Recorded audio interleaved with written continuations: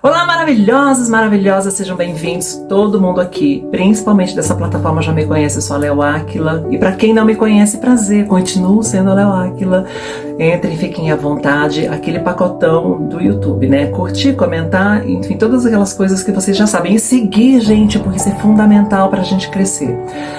Quero fazer uma pergunta para vocês. Esse quadro é um dos mais legais que eu tenho aqui no canal, que é o quadro Mas que trans é essa? E que tipo de pessoa vocês acham que vão conhecer aqui hoje?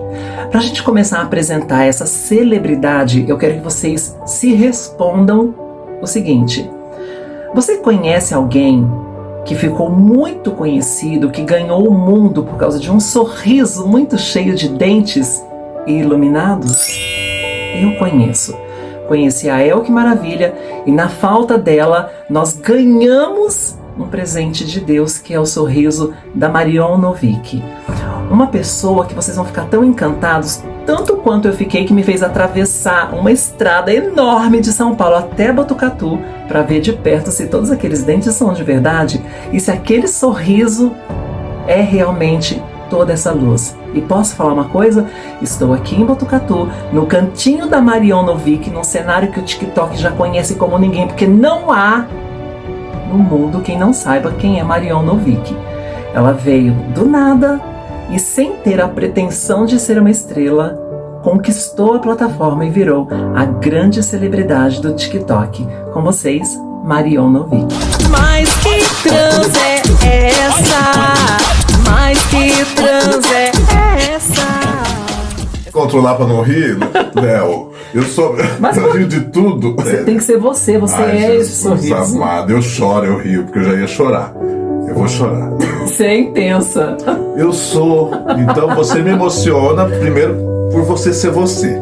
E depois vem aqui, ainda fala essas coisas, eu já tô mole. Já brochei, já tô mole. Já tá filmando? Não, mas tô falando. Meu batom tá zoado, porque não eu tem comi. Nada não tá torto, não? É assim mesmo? Não, eu acho que eu tô muito alto. Até não. Vamos conversar? Você acha que eu vim de São Paulo até aqui pra quê? Só pra almoçar? Não, mas... Quais são as alternativas? Quem nasce em Botucatu é botucateiro, é boqueteiro, é botequeiro. Não confunda boqueteiro com botequeiro. Não entendi, não sei. Eu não nasci em Botucatu, né? Ixi. Eu nasci no Celso Garcia, no Hospital Tatuapé. Você conhece? Ah, você é lá de Tatuapé? Morei Nossa, até olha os Tatuapé me 26, perseguindo. até os 26 anos em São Paulo. Quem nasce aqui é botucudo ou botucatuense. É o quê? Ou botucudo Botucudo? botucudo ou botucatuense. Eu não ia saber nunca. Eu não ia acertar. Botucudo ou botucatuense. Você nasceu no Tatuapé. Isso. Família pobre? Paupérrima. Minha mãe, faxineira. O meu pai era vigilante, né? E quando eu nasci, meu pai era alcoólatra, por isso que tinha muito problema. Meu pai era da família da igreja, mas ele estava afastado e bebia muito e era muito terrível. Minha mãe já tinha um filho. Em que momento você se deu conta da sua existência na Terra? Qual é a primeira lembrança que vem à sua cabeça? Meu pai bêbado. E aí a minha mãe chorando e eu empurrando o carrinho do meu irmão em cima do meu pai porque ele queria bater na minha mãe. Você tinha quantos anos? 4 e pouco. Você lembra disso? Sim. Eu não tinha 5 ainda. E até quando foi essa história? Nós fomos morar no Paraná, eu tinha 6 anos. E você lembra de tudo? E eu tenho um trauma de mato até hoje, né? De Sério? sítio, porque a gente foi morar num sítio em Apucarana e a gente foi para um lugar que entrando, meu pai vendeu a casa que tinha e comprou um sítio. Deu uma entrada no sítio. E era eu, meu irmão Elias mais velho, o Eliezer, que é 3 anos mais novo do que eu, o Ebenezer e o Enoque. São 4 irmãos. Até então era 4. Aí lá minha mãe teve o Zaqueu, que nasceu no Paraná. Tudo homem? No Paraná. E a última foi a menina. Ah, 6 e o... Não, eu sou a segunda. A mãe vocês queria vão que eu entender. fosse uma menina. Como é que é a história que eu te contei? Mas aí o Zaqueu nasceu no Paraná. E Ele nasceu de parteira e a gente achava que a parteira tinha trazido ele num burrinho, porque ela chegou com um burrinho, a gente não sabia. E a gente morou um ano no Paraná, no meio do mato. E aí voltamos, meu pai, por causa da bebida, perdeu o dinheiro que Ele continuou tinha. bêbado. Continuou bebendo. E o dinheiro que ele tinha para pagar o sítio, ele veio buscar em São Paulo e acabou. Perdeu o dinheiro, não sabe o que aconteceu, e aí a gente perdeu o sítio. Voltamos para São Paulo com trouxas de roupa, eu lembro disso, eu tinha 6 anos, 6 para 7 anos, na rodoviária, minha mãe... Aquela colorida? Aquela rodoviária que era toda colorida na Prestes Maia? Eu tô falando de... A rodoviária tô falando de antiga. 76, né? A rodoviária antiga. 76. Era linda aquela rodoviária. Minha mãe adorava. com as crianças, todas as trouxas de roupa, minha mãe com 6 filhos. E meu pai bêbado, não sabia onde ele estava. Realidade de muitas famílias, E até a minha hoje. mãe, aí o meu tio, cunhado do meu pai, casado com a minha tia, que é irmã do meu pai, foi lá buscar a gente com uma Brasília e levou tudo para casa dele. Eles eram mais ou menos bem de vida. Aí chegou lá, a gente ficou um mês e pouco lá e espalhou os irmãos, cada um para um lado. Tudo criança. Porque eu não podia ficar com a minha mãe, porque não podia ficar todo mundo junto. E aí minha mãe ficou só com o pequenininho, que era o Zaqueu, e o resto. Acho que o Zaqueu e o Enoque, que o Enoque também acho que tinha 2 anos. E eu fui para casa de uma tia, meu irmão para casa de outra, o outro meu irmão espalhou. Tá. E aí a gente ficou lá, longe da minha mãe, quase um ano. Aí meu tio construiu uma casa na cidade Patriarca, em São Paulo, na Zona Leste, na rua Alto Garças, número 2, e a gente foi morar lá. Eu fui morar lá, já ia fazer 7 anos. E aí fomos todos juntos. Aí minha mãe falou pro meu pai, se ele não parasse de beber, ela ia sumir pra gente num orfanato. E ela ia arrumar um emprego e ia sumir. E aí ele parou de beber, nunca mais bebeu. Você tinha quantos anos aí? Eu tinha 7, quase 8 já. Já estava na escola. Eu entrei na escola com 7 anos. E aí, depois, quando eu estava com 9 anos, nasceu minha irmã. Vamos voltar lá no 7. Eu quero saber o seguinte, olha. A gente vai tentar entender nessa matéria com você qual é a história que separa aquela criança pobre e que via já detectava esse sofrimento com 6, 7 anos, da celebridade do TikTok com 51. Gente, é um abismo que tem entre uma coisa e outra, recheado de muitos contos, de muitas vitórias, de muitas histórias, inclusive passando pela prostituição, que a gente já vai conversar sobre isso. Eu vou falar porque você já falou muitas vezes abertamente sobre isso. Mas quando eu quero saber o seguinte, eu estou falando isso exclusivamente de você, que é o que mais me interessa, porque a sua história é fascinante. Aquela criança de 6, 7 anos, apesar de toda a pobreza no qual estava inserida, já tinha sonhos? Então, com 4, 5 anos, a gente não tinha ido para o Paraná ainda. Eu queria brincar de boneca. Só que não tinha boneca porque a gente só tinha irmãos, né? Então não tinha nenhuma menina para eu pegar boneca. Mas a minha tia, irmã da minha mãe, a irmã caçula, ela usava peruca e ela tinha... Porque ela não era da igreja, então ela tinha roupas, coisas, maquiagem, e aí eu escondido, eu sempre pegava alguma coisa dela para usar. Um sapato, meu pé era pequenininho, eu entrava dentro do sapato de salto, colocava a peruca dela, mas tudo escondido, né? Porque não podia, minha mãe, meu pai, né? Eu sabia que não podia mostrar aquilo, mas eu gostava, eu tinha uma atração por acessórios femininos, né? Me atraía. E aí, depois que nasceu minha irmã, que eu já estava com 9, que eu já entendi um monte de coisa, e aí quando a minha irmã ganhava uma boneca, eu queria brincar com a boneca da minha irmã, só que sempre escondido, porque eu sabia que eu não podia. Porque o meu irmão, que era mais velho, ele era mais assim, ele percebia que eu era diferente, e eu falava, não posso deixar eles perceberem, né, que eu gosto de boneca, que eu não gosto de menina. Na verdade, eu não sabia que eu não gostava de menina, eu achava que eu gostava de menina e de menino. Eu lembro que eu tinha 8 anos e eu gostava de um rapaz e da namorada dele. E aí eu achava que todos os meninos eram assim, mas não admitiam, né? E na escola também, eu era muito bom aluno, Era uma criança afeminada? Não. Não? Não. Eu sempre tinha uma postura masculina porque eu sabia que se eu fosse diferente iam brincar, zombar, né? Mas então, você sabia que você era diferente? Sabia, porque pelo que eu sentia, Então, mas meninos. qual era o parâmetro de comparação para você falar, Meu sou irmão, diferente? Meu irmão falava de mulher, via menina, falava de menina, e mostrando que ele se interessava sexualmente. Ele falava, ele é um ano 9 meses mais velho que eu. E eu não. Eu me achava muito mais interessante os meninos. E você achava que você ia pro inferno? Sim, e na igreja falava que não podia pecado. E eu sempre fui precoce, né? Então eu entendia as coisas de adulto. Eu gostava de ouvir conversa de adulto. E quando eu via na igreja falando que os textos que tem na Bíblia, Levítico, um monte de coisa, que o homem não pode se deitar com o homem, tem um monte de coisa assim. Então aquilo eu falava, nossa, pecado. Mas mesmo assim eu fazia. Eu sabia que eu era diferente, que eu notava meu irmão, só que eu não demonstrava, né? Eu sempre representei bem. Na escola também, eu gostava dos meninos, mas eu sempre tinha uma linha, falava firme, né? Mas eu adorava os meninos na escola, ficava assim, me apaixonava, né? E eu sempre gostava de futebol, né? Então não demonstrava nada assim, mas eu sabia que eu era. Primeira experiência com menino nessa fase de criança ainda, com quantos anos? 6. Mentira, que precoce mesmo. No Paraná, Maurício, o nome do rapaz. Mal. O menino. Só não gosta que eu fale isso. Um dia eu falei isso, a pessoa, nossa, mas é a minha história. Gente, cada um conta a sua história. Nós morávamos no meio do mato e nós fomos comprar leite, porque tinha que ir longe andar, buscar leite numa fazenda, não sei. Eu e meu irmão, e aí um dia a gente estava lá, eu tinha 6 anos, e o menino devia ter uns 10, Maurício. E aí ele falou isso, tem um negócio assim que a gente faz assim, e aí ele fez, eu falei, nossa, que gostoso. A gente não pode ir andando e fazendo, porque tinha que ir embora. E ele, não. E foi maravilhoso, Maurício, assim. E aí que eu descobri que eu gostava da prática.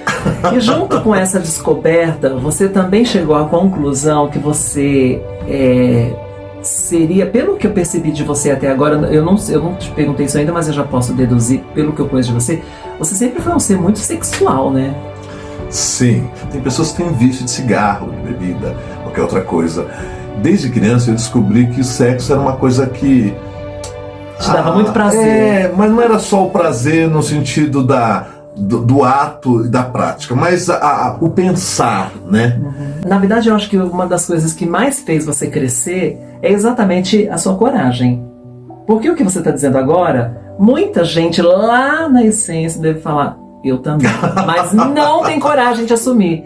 E aí, foi isso que te fez crescer tanto. Aliás, deixa eu já provar. Olha só, a rainha do TikTok. A rainha é ela, linda. Olha onde a pessoa veio parar, meu amor. Olha onde a pessoa veio parar. Ganhou do TikTok, né? Eles mandaram aquela luz, mandaram isso aqui, mandaram um microfone. Um kitzinho.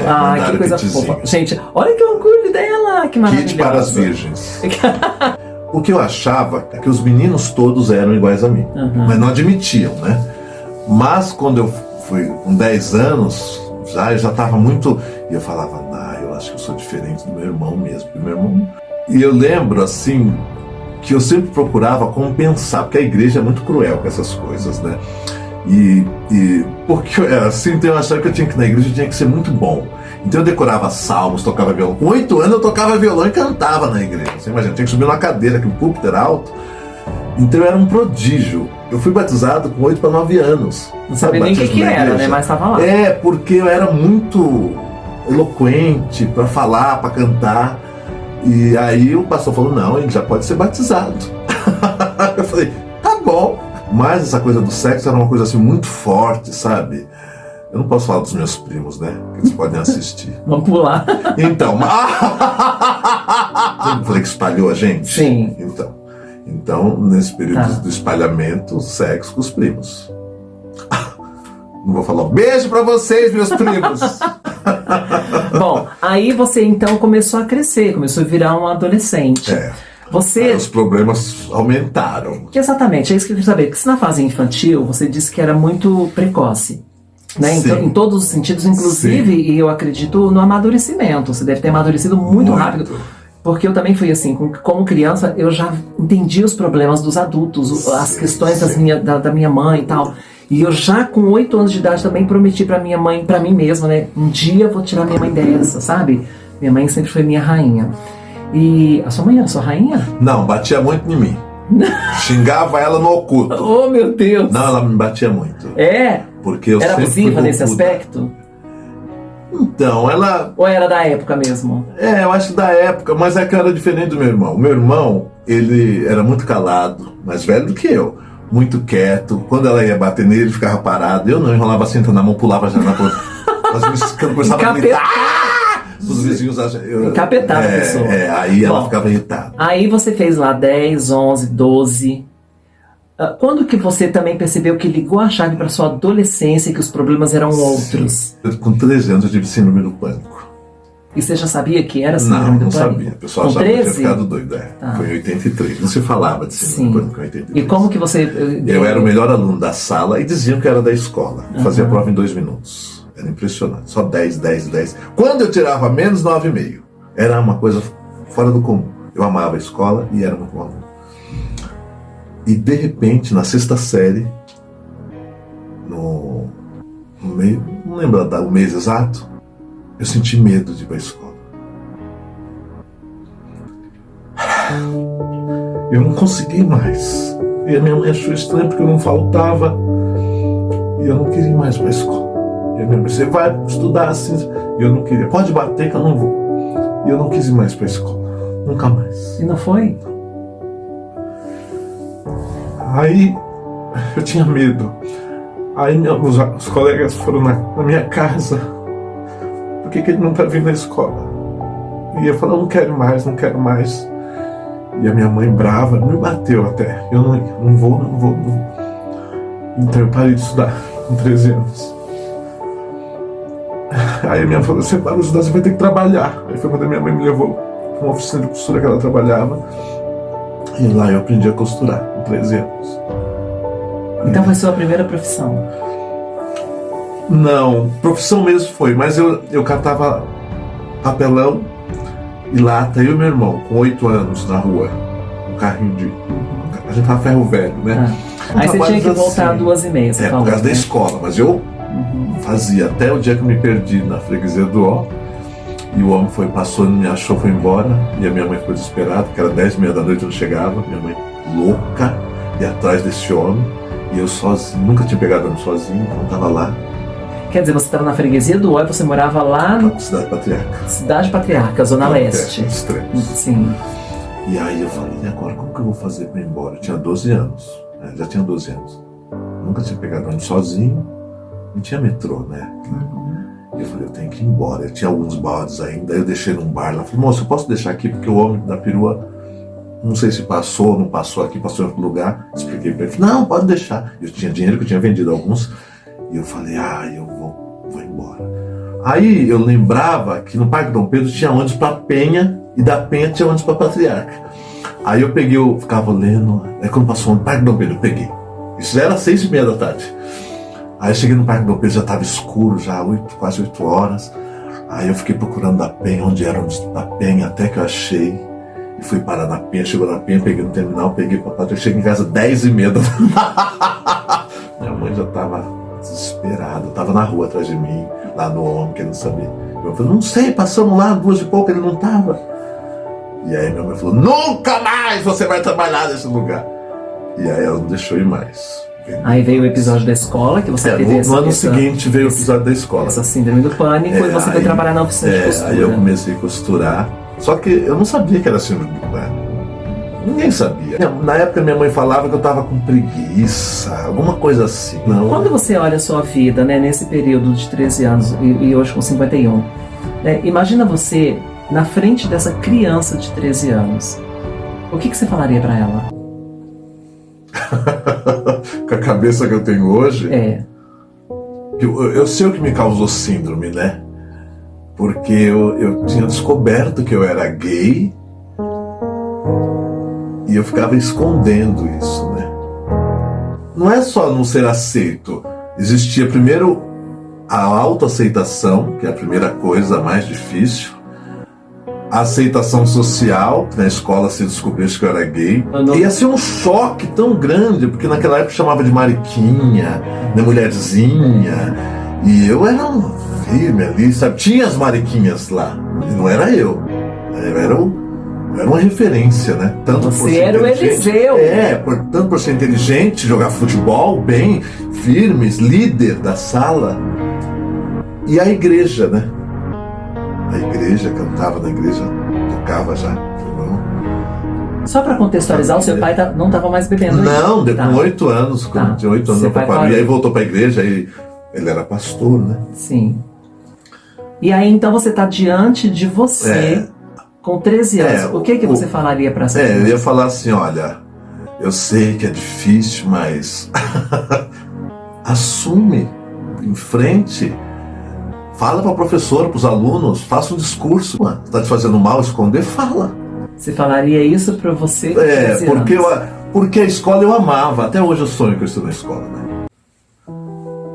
Porque era a coisa mais importante da minha vida, era a escola.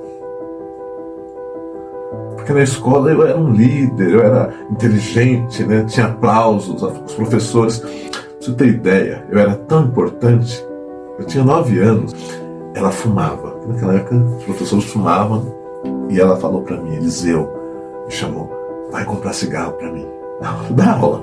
Eu falei, professor, mas por onde? Ela falou, vai pro portão de baixo, tá fechado, você pula, atravessa uma avenida, da Samara, avenida terrível que tinha lá, e compra cigarro. Eu fui, pulei o muro, escondido. Você vê como que eu era importante, os professores confiavam em mim.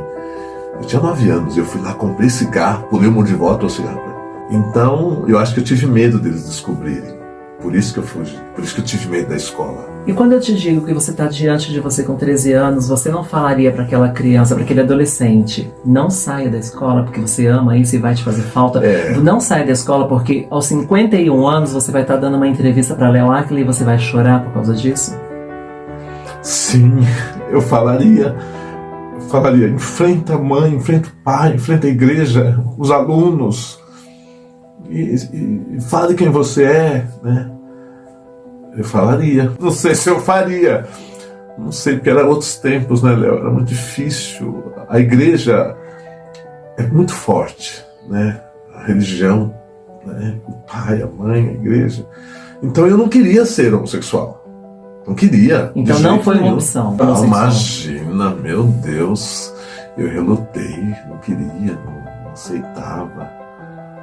Não queria ser isso de jeito, porque era uma coisa horrível para ser, na época também, a igreja, a acusação de pecado, né?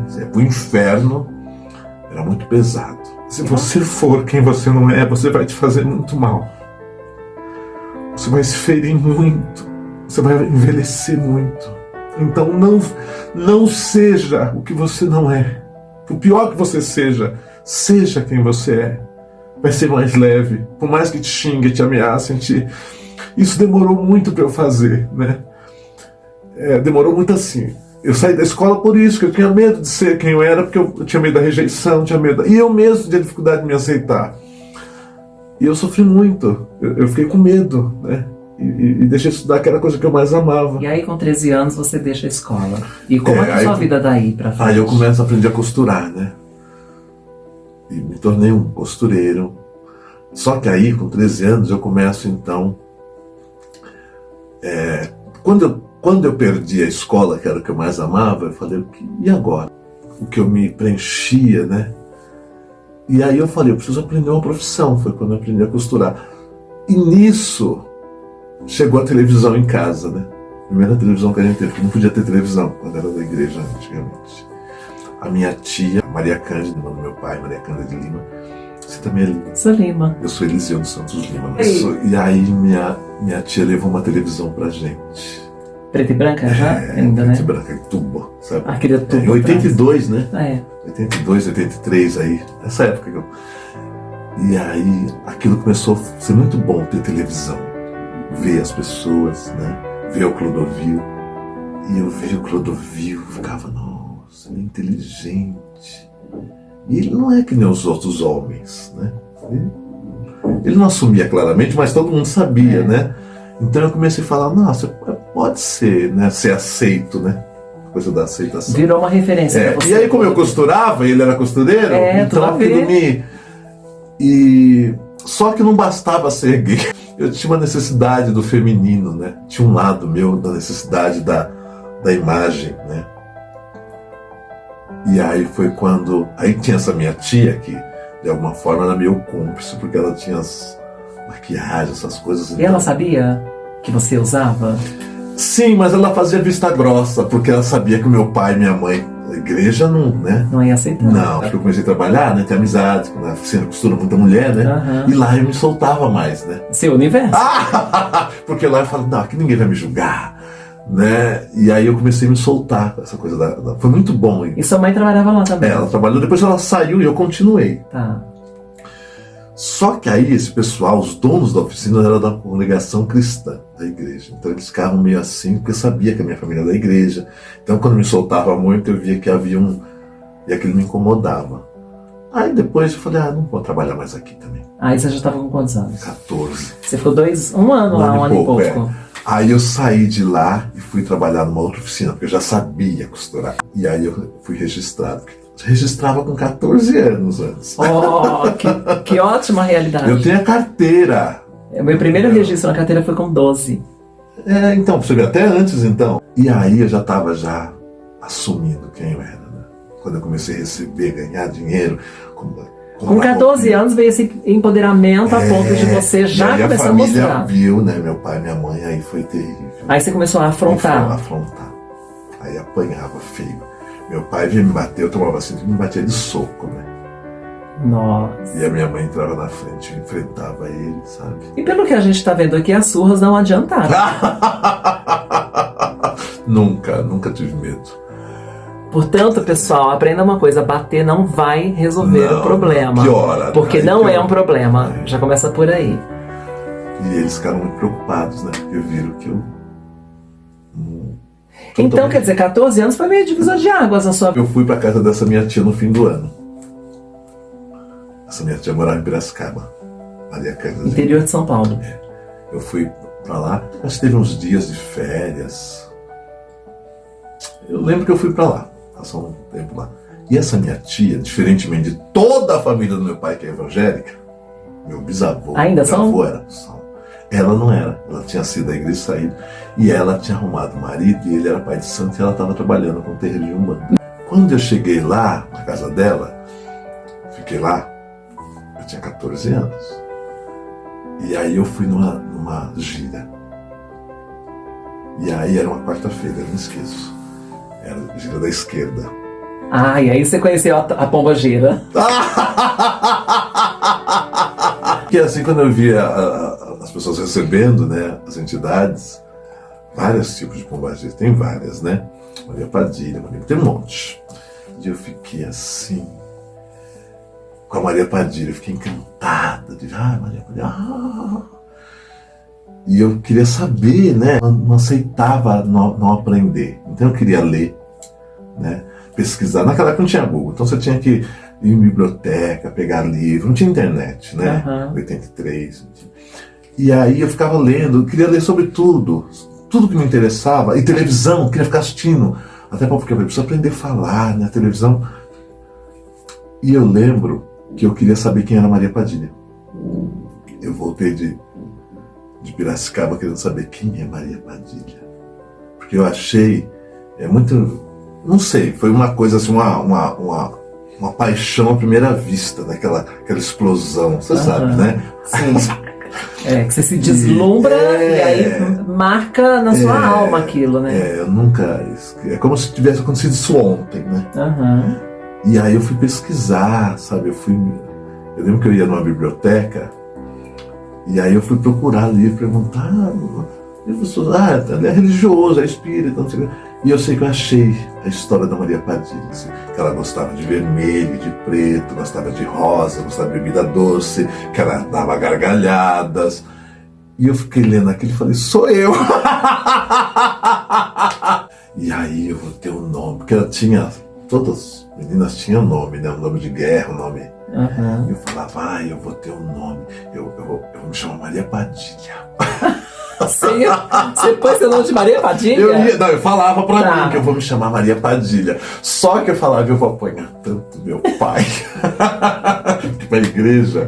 Imagina o choque. Aí eu pensei, falei, depois eu ficava pensando, não pode ser Maria Padilha. Então, eu não sei como eu descobri que Maria era Marion em francês. Não lembro como que foi isso.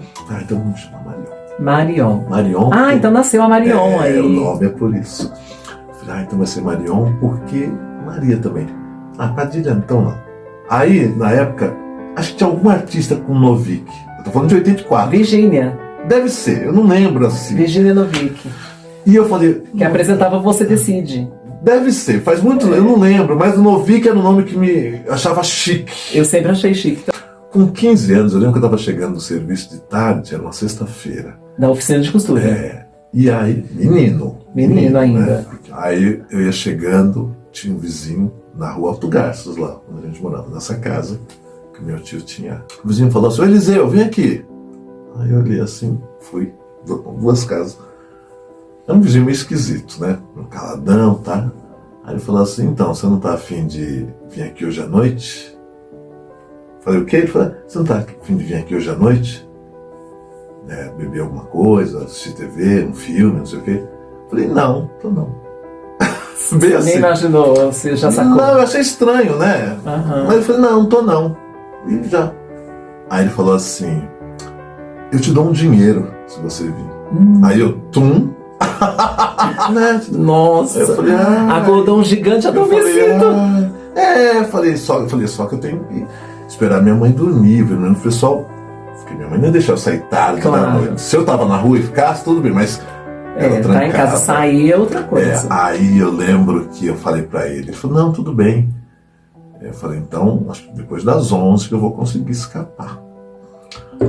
Escapei pela janela. E pensando no dinheiro. Dinheiro. Eu trabalhava, mas ajudava em casa, criar meus irmãos. E eu lembro que eu estava querendo comprar um tênis. Na época tinha um tênis chamado Le Cheval. Você lembra disso? Ai, menina, era sucesso Le Cheval. E eu queria ter um Le Cheval. Quero meu Le Cheval. Foi a primeira vez que eu tive uma relação sexual com alguém mais velho que eu, né? Bem mais velho. E também foi a primeira vez de uma relação sexual paga. Eu lembro, foi terrível, porque era tudo escondido, porque se a minha mãe descobrisse, eu ia apanhar, meu pai ia me bater, e ele também ia ter problemas, porque ele devia ter uns 27, 28 anos. Pedofilia. Mas ele foi muito carinhoso comigo, foi muito assim, sabe? Eu lembro, assim, que ele foi muito... Não foi uma coisa ruim, né? Não foi, nossa, não. A prova disso que teve outro... Outras vezes? O primeiro cliente. Ele falou assim pra mim, eu me chamava de Eliseu, porque... Aí eu falei pra ele lá, eu falei, me chama de Marion. E eu dava gargalhada. Ele, Marion, eu falei, me chama de Marion. Ele, tá bom. Eu sei, e pra voltar pra casa, depois de madrugada, eu falei, nossa, tá todo mundo dormindo, vai ser complicado. Aí, o portão fechado, mas eu pulava, o portão pulava, mas pra entrar dentro de casa, né? Eu lembro que quando eu saí, meu pai não tinha chegado ainda, mas os meus irmãos estavam dormindo em beliche, tudo, e minha mãe estava na cozinha, lendo a Bíblia, por isso que eu pulei a janela e ela nem notou. Eu pulei, encostei aquela janela de madeira que tinha, sabe, antigamente. E aí, mas eu sempre fazia, quando eu escapava de noite, eu fazia isso. E eu lembro que eu, de madrugada, amanhecendo, né? Eu fui, pulei o portão e o banheiro era fora de casa. Eu fui esperar quando alguém sair para ir no banheiro, eu entro. O meu irmão, o meu pai mesmo. E eu fiquei escondido, era um quintal grande, né? Quintal, acho que era 10 por 30, a casa era no fundo, então tinha bananeiras. Eu fiquei escondido. Quando eu vi que abriu a porta e foi no banheiro, a porta encostada, entrei, fui lá para minha cama. Daí eu deixei a cama. Pra enganar. Mas era terrível, né? E voltei pra cama, ninguém me viu. Naquele dia já. E aquilo me deixou muito feliz. Ele me deu dinheiro, eu não lembro. Mas eu comprei o tênis com dinheiro. E aquilo eu falei, nossa, é isso que eu quero pra minha vida. É como se eu tivesse descoberto alguma coisa, né? Foi muito bom, porque é como se eu tivesse me encontrado. Desde quando eu saí da escola, eu estava perdido. Sim. como se eu estivesse rodando. Quando aconteceu isso, eu falei, é isso que eu quero, porque aí eu não queria mais estudar, não conseguia mais voltar a estudar, trabalhando direto, E eu falei, então não vou mais estudar, é isso que eu vou fazer. Porque a gente ouvia falar sobre isso, mas era uma coisa como se estivesse muito distante, né? Mas não tinha... Coleguinhas às vezes falavam, a menina que fazia não sei o que, esquina, tinha umas histórias, bolsinha, rodar bolsinha, tinha esses termos, mas era uma coisa muito distante. E quando aconteceu isso do meu lado, meu vizinho, eu falei, gente... É possível. E eu era um garoto, né, interessante, né, tinha os dentes perfeitos, sorriso, jogava bola, tinha pernas, ainda tenho pernas, ele gostou muito, o vizinho lá, nossa, meu... E aí ele falou assim, a gente pode fazer mais? Eu falei, sim, né? Como tendo dinheiro, né? E realmente foi. Só que aí não ficou só ali, né? Não ficou só ele. Aí a clientela aumentou. Mas você cobrava de todos? Todos. Mais velhos, né? Sempre mais velhos. Porque eu aparentava ter mais idade, né? Eu sempre aparentei ter mais idade. Sempre fui alta. E aí lá na oficina também. Tinha um motorista lá. Que eu acabei, né? Então, e aí foi. Parece só que atrai, aí, só que aí na oficina tinha mulheres. Foi aí que eu comecei a me envolver com mulheres. Gente, peraí. Ela não sabe o que ela quer ou ela quer tudo? Tudo. Ela quer tudo, gente. No trabalho, agora não. Aí, sim. Na oficina, mulheres trabalhavam, e eu comecei também a ganhar alguma coisa. Sempre. Às vezes não era muito, mas aquilo me... Mas você cobrava de mulher também? Claro! Claro! Não, porque eu percebi que era como... Aquilo que me dava o prazer, me impulsionava, na verdade me inspirava, era cobrar. Era como se fosse um trabalho. Para mim já era um trabalho.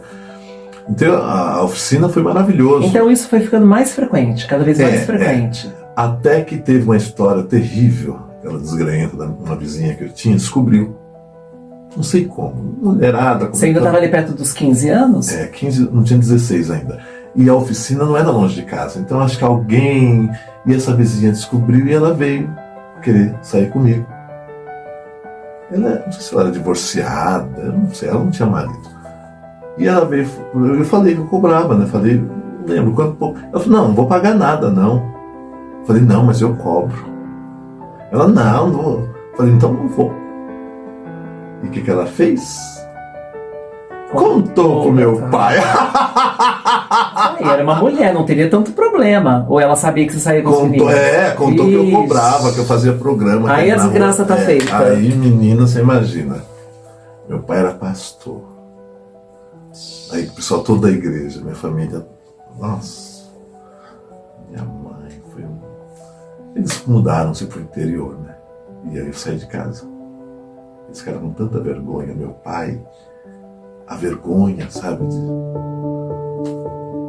A coisa da igreja tem uma imagem, né? Isso é um choque para eles. Minha tia também ficou preocupada, né? Não, tem que trazer ele pra cá, tia.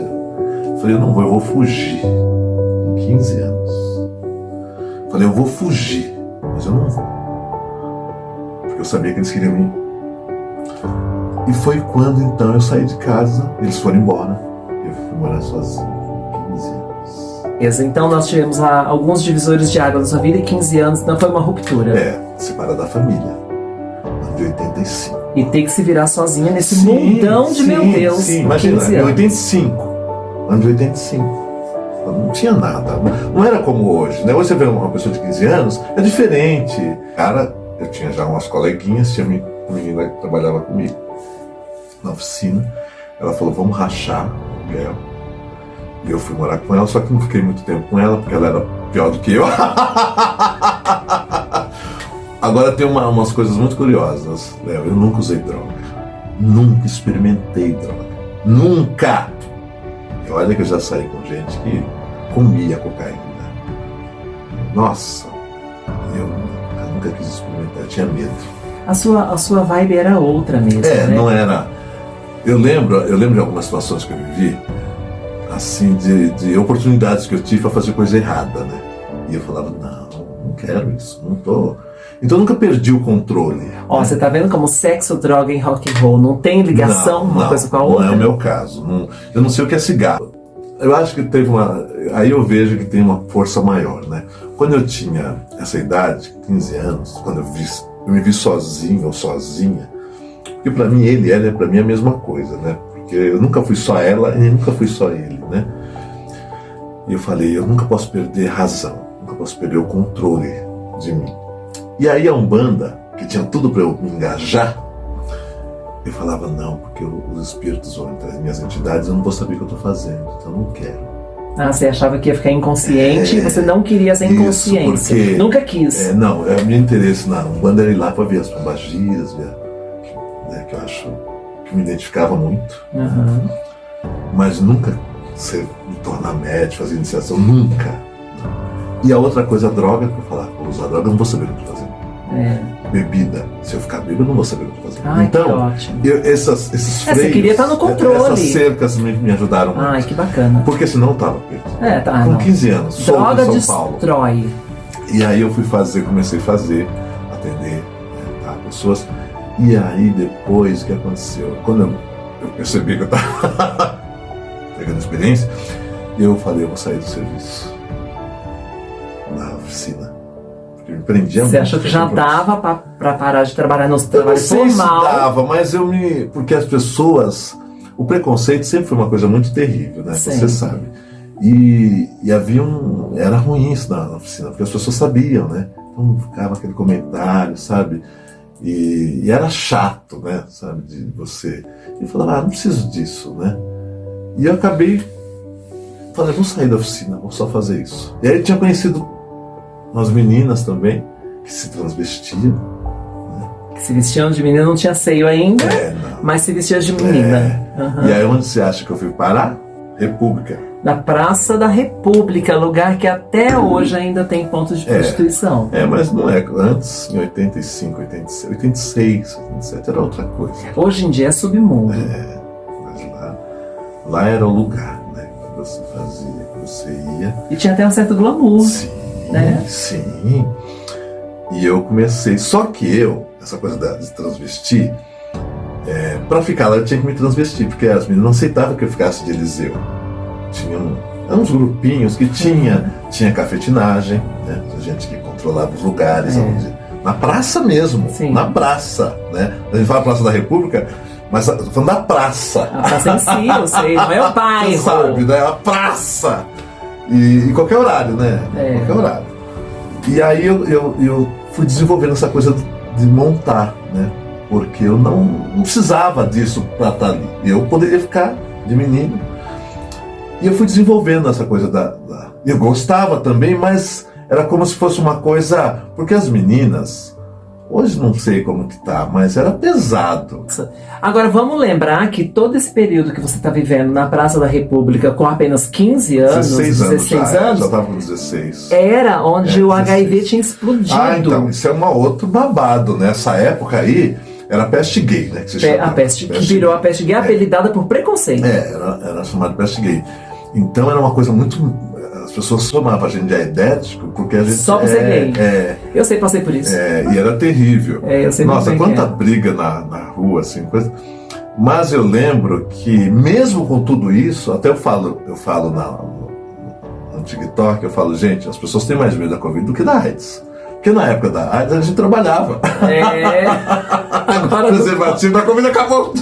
Agora não pode. Não é, porque a AIDS ainda só usava preservativo. Essa no começo não, no começo houve medo, porque tinha medo da saliva, medo do tudo no ar. Você achava que só de chegar perto de alguém você já se contaminava, né? O copo. Tudo. Né? Depois, e aí a gente assistiu o Cazuza definhando também, naquela época. Não tinha nada para fazer.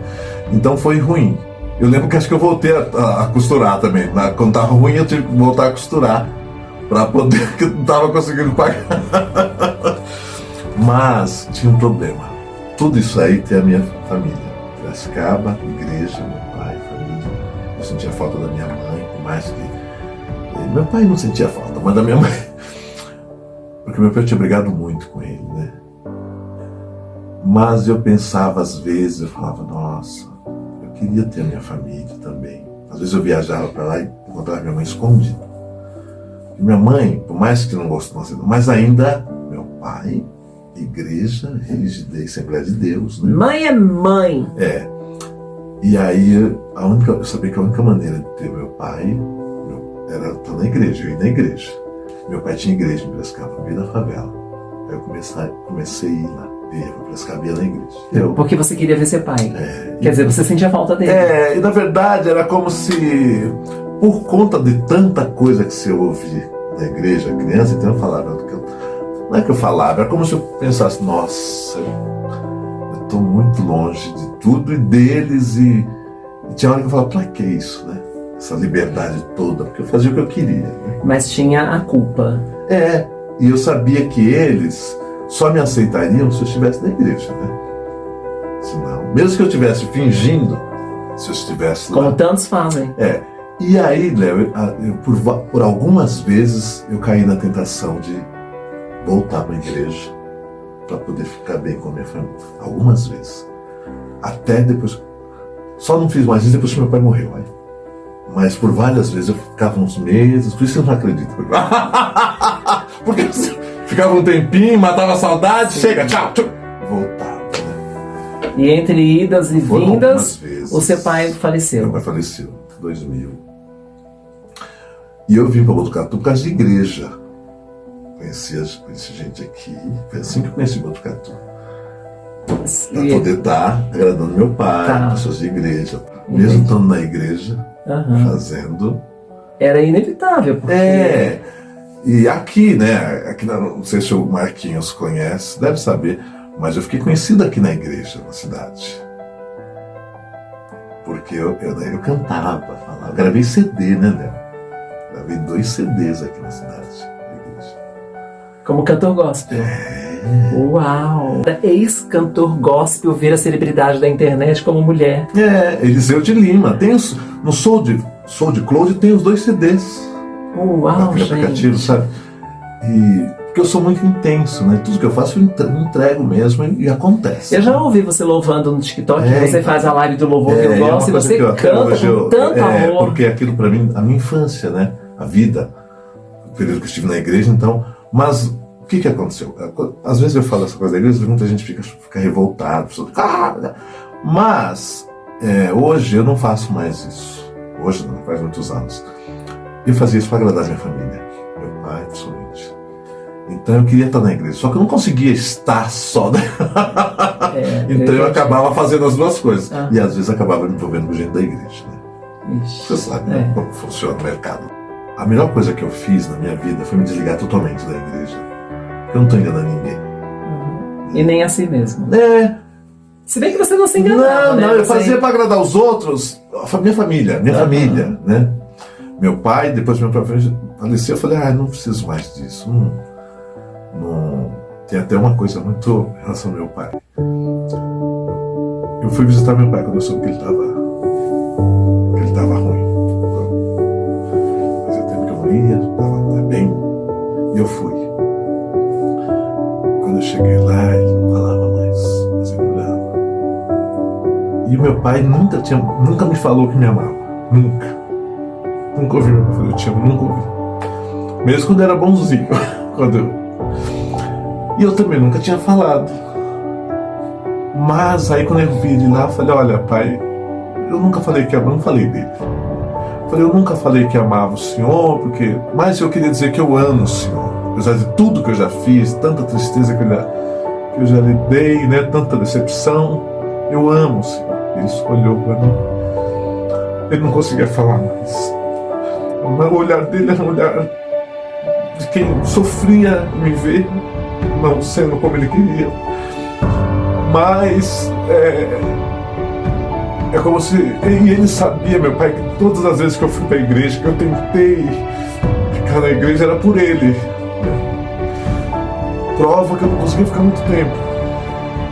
E aí desandava de novo para ele, desviou de novo, E os escândalos, né? Porque às vezes alguma coisa na igreja ficavam sabendo, não é algum caso, alguma coisa.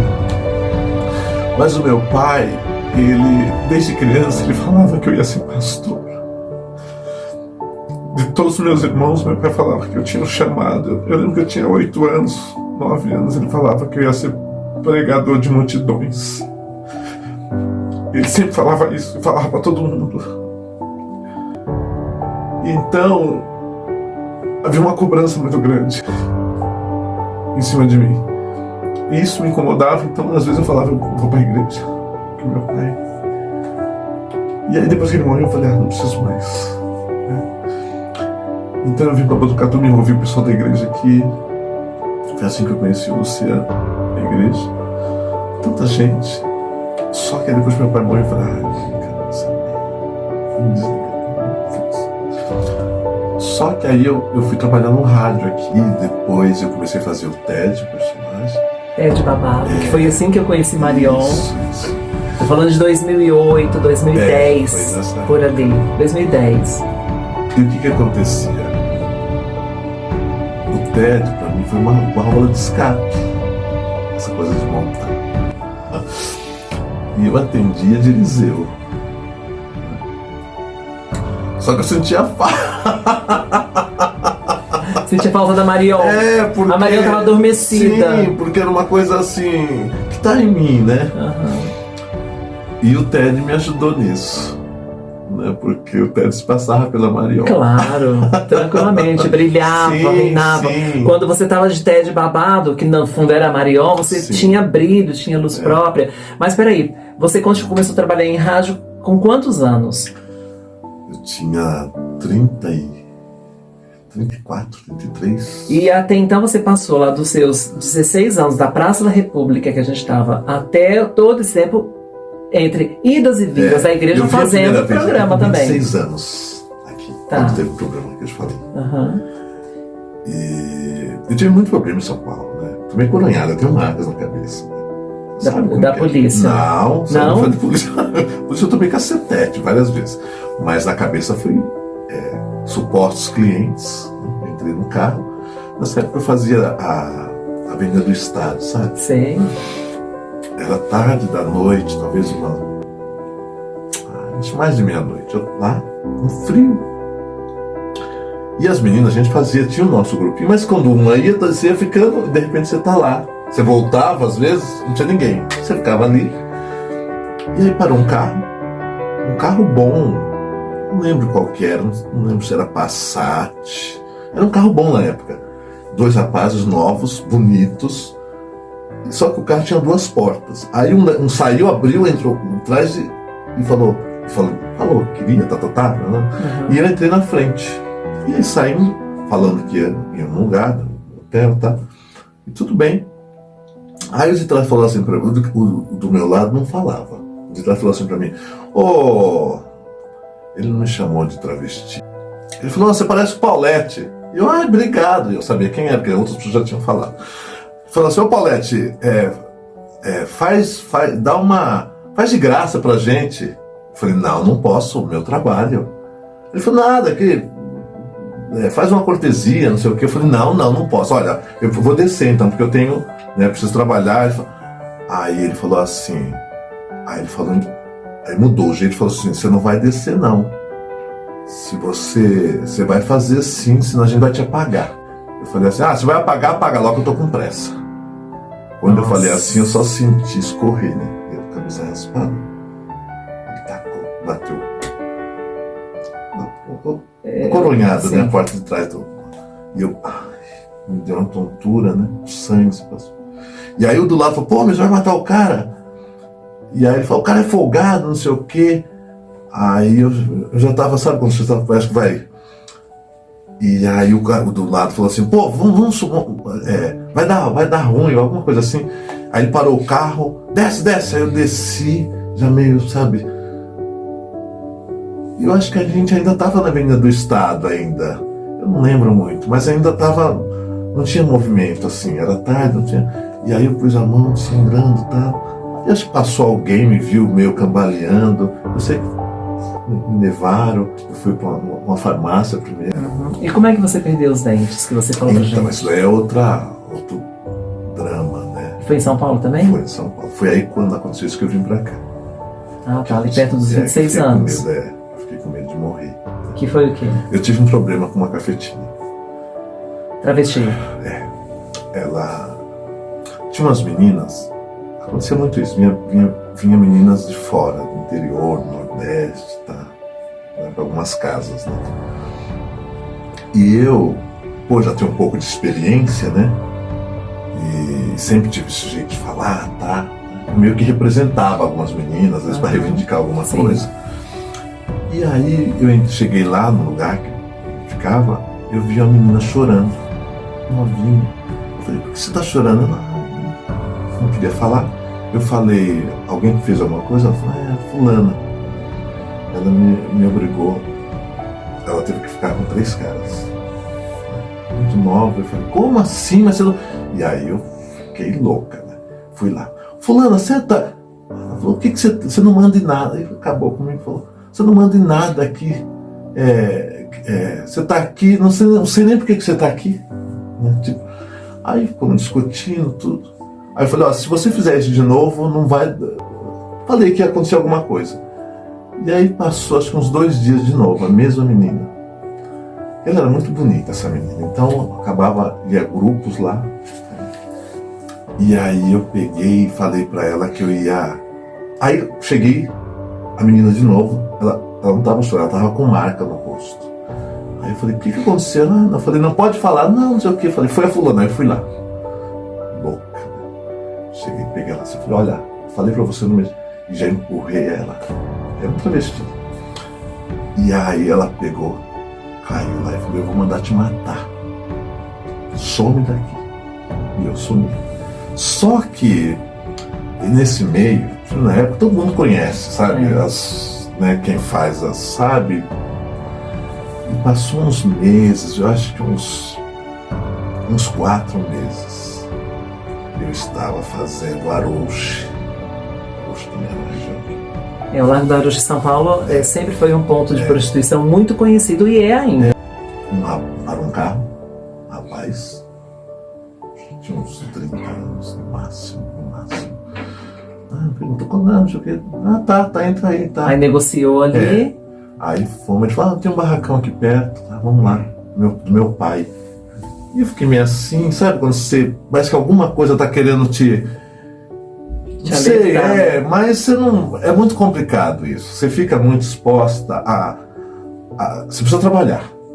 Falou, pô, eu acreditei, né, não queria pagar motel, um lugar onde, né. E eu falei, tudo bem, aí saímos dali, tá, 5 minutos, nem isso, entrando num lugar, na rua e tinha um barracão.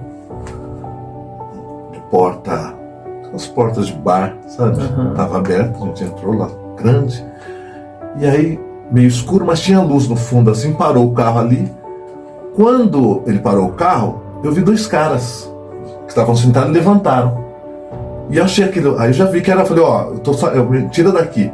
Aí ele falou, só olhou pra mim assim, saiu do carro e um cara já veio com a arma na mão, assim apontando pra mim. Aí eu falei, nossa. Ali você falou, a casa caiu. Não, naquela noite, na hora eu falei, eu vou morrer. E eu lembrei na hora da mulher. Daquela trança. E aí eu tinha os dentes perfeitos. Tinha todos os dentes perfeitos.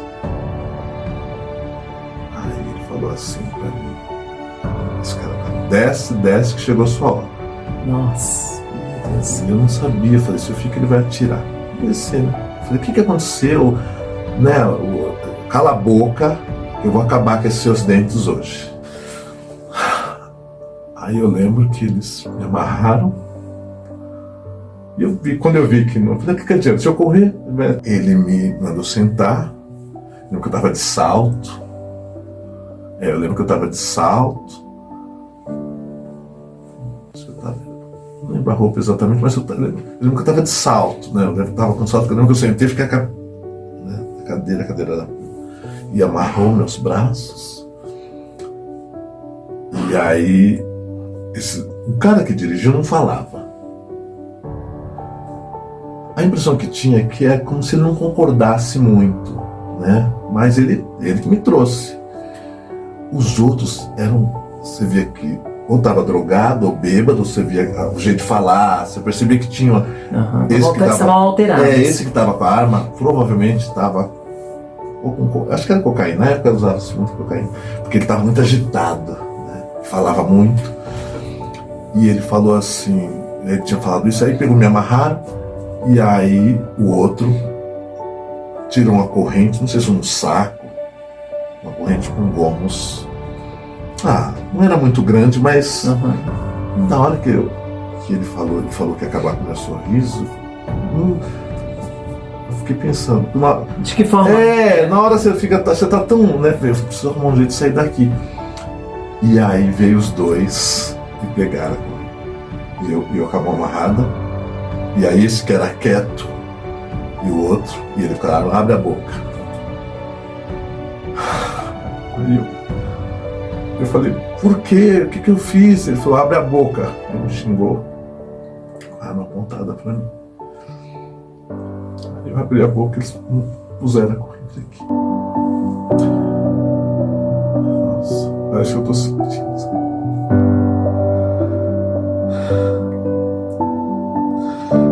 Aí eles começaram a puxar. E muita dor. Quebrando os dois lados. E quebrou os dois. Começou a sangrar e muita dor, sem anestesia, puxa. E eu gritei, fui gritar, se gritar vai morrer. E aí eu ouvi eles também um barulho, sabe o escapamento quando estoura? E aí ele falou, nossa, tá chegando alguém aí. E eu já tava meio assim, porque sangrando, né? Já tava perdendo força, né? Aí eu acho que foi esse que dirigiu e falou, vamos correr, deve estar chegando alguém aí. Que era meio escuro, né? E dentro desse barraco era lá no fundo. E aí eu acho que Deus, né? A única coisa que eu... E eles saíram, né? Eu lembro que empurraram a cadeira, né? E sangrando muito já. E eu caí e eu desmaiei. Eu não consigo lembrar, sabe? Eu lembro da cena eles correndo, a cadeira caiu. Eles empurraram, eu acho. Eu sentia que tinha quebrado dentes, né? Doendo muito.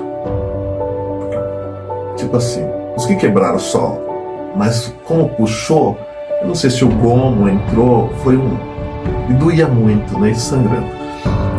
E a boca, né? Cortou. E eu não consigo lembrar, acho que eu desmaiei. E eu sei que quando eu acordei, eu estava no pronto-socorro. E uma moça que falou para mim assim, que eu acordei, senti, né? Sabe quando você percebe que tem alguma coisa errada? E aí ela falou, você tá bem? Eu falei, né? Eu falei, onde eu tô, né? Ela falou onde eu tava, que era ali perto, da onde eles tinham me levado. E eu falei, quem que me trouxe aqui? Ela falou, olha, uns rapazes, uma molecada, uns jovens. Então acho que estavam passando e viram o barulho, o grito, alguma coisa. Porque eu acho que quando eu tava, eu lembro dos desmaiando, mas eu acho que eu gritei, eu não sei. E eles me levaram e deixaram lá. E aí foi, e eu fiquei sem os dentes, estavam quebrados, né? E fui tratar. Fui muito mal, né? Muito medo. Você fica. E o sorriso, né? Essa vergonha de sorrir. Aí fui fazer uma ponte, tá? Fui atrás para ver o que era. Na época era caro, essas coisas, não era como hoje. Não era tão acessível, né? Não. E aí eu conheci uma pessoa que morava aqui, e ele falou, vou te levar para Botucatu. Lá em São Paulo você estava. E foi assim que eu vim. Aí tinha esse pessoal da igreja aqui, que eu conheci. E aí minha família ficou sabendo. E aí eu vim para a igreja, fiquei na igreja um bom tempo. Né? Então a igreja foi um lugar durante um período bom para você. Sim. Te acolheu, Sim. cuidou de você, Não, te restabilizou enquanto. Sim. enquanto... Eu não posso. Às vezes as pessoas parecem que eu tenho raiva da igreja, de jeito nenhum. Eu não me enquadro, Sim. né? Mas a igreja tá lá, é o jeito deles. É que eles querem medir com régua todas as vidas, tem que ser iguais, tem que ter aquele padrãozinho. Você é uma pessoa diferente, Não. todos nós somos diferentes. Entendi perfeitamente. Agora, Marion, eu ficaria 3 dias aqui pra gente conversar, né? Porque, gente, a história que não acaba mais, obviamente, vou dividir a sua história em 2 episódios, porque em um episódio só não dá pra contar. Então eu quero convidar vocês a assistirem o episódio 2 dessa história que só deve estar começando, da Marion. E por enquanto te agradeço, tá? Eu que agradeço. Por enquanto. E a gente vai voltar para continuar. Uma honra estar aqui conhecendo pessoalmente. E voltem para ver a continuação dessa conversa que, com certeza absoluta, tanta coisa na não minha parou vida. por aqui. Imagina, a gente tá lá em 26 anos, ela tem 51. Imagina quanta história para contar. Por enquanto, te agradeço. E a gente aqui no canal, com certeza as pessoas estão te amando, porque essas pessoas adoram uma boa história. E sigam a Marion aonde? No TikTok, a nossa rainha! É Marion_Novick. Tá aqui pra vocês, ó. Marion_Novick. A Marion é a grande celebridade do TikTok e que começou assim, ó. Uma vida como essa que vocês acabaram de eu ouvir, que comecei tinha com- tudo pra ser um fracasso. E quero só encerrar esse vídeo dizendo uma coisa pro seu pai. Ele tinha toda a razão quando ele falou que você ia falar pra multidões. O TikTok dela tem mais de 1.100.000 seguidores e ela, através dessas lives, tem dado o seu recado. Como é que chamava seu pai? Ezequiel Cândido de Lima. Seu Ezequiel, esteja o Senhor onde estiver, saiba que a Marion está cumprindo a missão na qual o Senhor já tinha identificado lá no passado. Ela não ia falar para multidões? Deus não tinha um plano na vida dela? Deus está cumprindo esse plano. E através dessa plataforma, ela tem reinado, se sustentado dignamente e virou uma celebridade. Parabéns, viu? Você tinha razão. Parabéns, Marion. Imagina, eu que agradeço. Mas a gente vai continuar esse papo na parte 2. Vamos lá! Tá bom?